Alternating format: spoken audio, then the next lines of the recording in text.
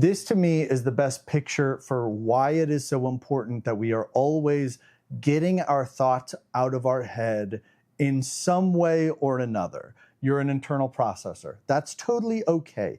But maybe it still would be good to get those thoughts out of your head on paper, in a journal, talking to a friend, a family member, a therapist, somebody. Don't just let all the thoughts live in your head, because this is the picture that I think of. You notice how, like, when you are really close with someone, that it doesn't take that many words to communicate something. If you have like a best friend that you have known for a very long time, they know you deeply, you know them deeply, you are out in public with them, and someone says something strange, you don't need to say much to that friend. You just have to look at them. And that one look communicates so much. And you know exactly what they mean from that look. They know exactly what you mean by the look that you respond with. Everything is so much is being communicated with just a look or just a noise or just one little gesture. It doesn't take that much to communicate. You don't know someone? It takes so many words. How do you even explain to that person why that was such a big deal, that weird thing that person said at the store? Well, okay, you need to know, like 5 years ago, this happened and this happened, blah, blah, blah, blah, blah. And it takes all these words to explain it. Your close friend, you don't need that many words. And that can be really great. And maybe there are some situations where that's not as helpful as we think it is. Because who do you know better than yourself? Who can you communicate with so few words, better than you to you? What? Did that sentence even make sense?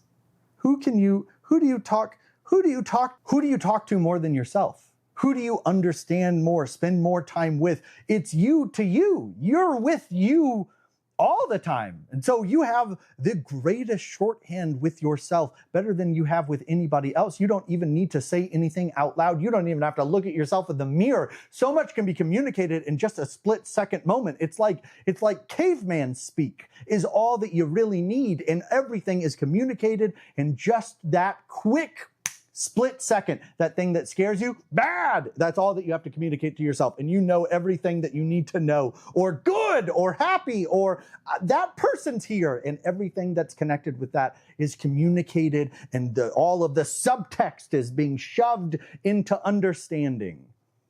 And maybe sometimes with some of that shorthand that you have with yourself, it would be good to stretch it out and look at it in longhand again. Because who knows how long it's been since you've really thought about exactly what you mean when you're thinking that thought. And it's so brief, but if you were to actually stretch it out and find all of the words that you need in order to fully explain and understand what this feeling is, it can help you look at it more clearly. When I'm speaking to myself in shorthand, I don't have to articulate any of that stuff. I can just really scare myself with just the shortest of shorthands. And sometimes there have been moments where I have had to express that shorthand out in long form, and when I see what it really is, I'm like, oh, that's dumb.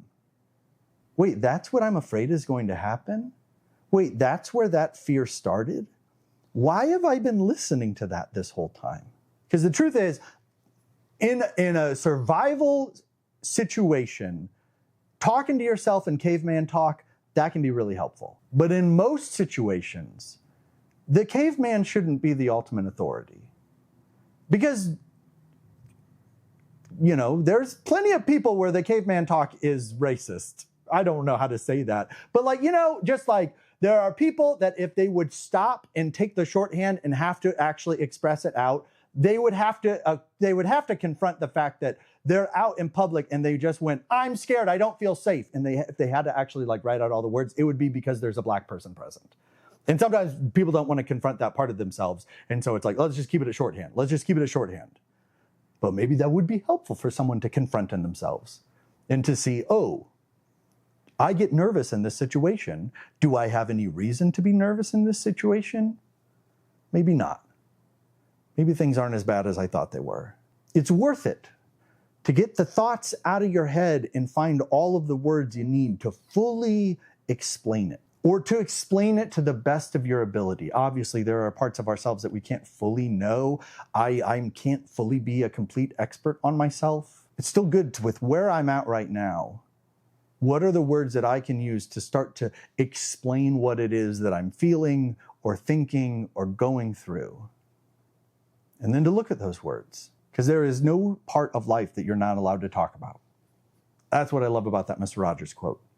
And when you can talk about it, it becomes easier to face it and easier to deal with it.